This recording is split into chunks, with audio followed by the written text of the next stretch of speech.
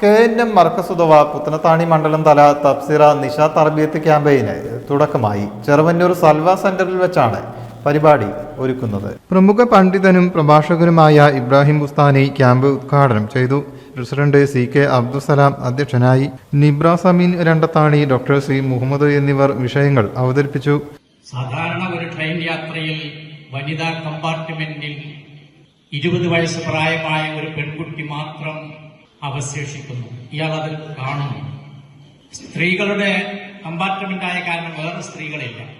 ആ പെൺകുട്ടി ഒന്നര വയസ്സായപ്പോൾ P Abdul Jabbar, P Abdul Nasar, C റാഫിദ്, Fathima, P Muhammad, MP Abdul Muneer എന്നിവർ സംസാരിച്ചു.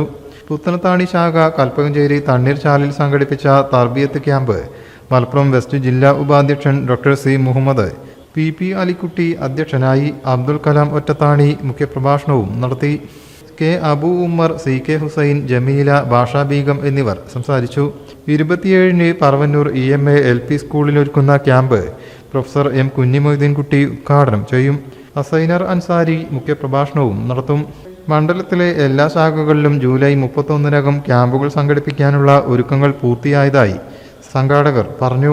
News desk, media vision.